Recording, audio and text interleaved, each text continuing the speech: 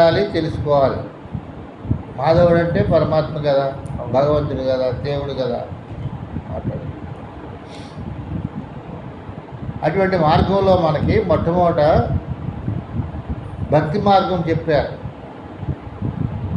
మనకు ఉన్నటువంటి అవతార పురుషులు ఎంతమంది అయితే ఉన్నారో దేవుళ్ళు, వాళ్ళందరూ ఒక్కొక్కరు ఒక్కో యుగంలో ఒక్కొక్క కాలంలో ఒక్కొక్కరు అవతరించారు.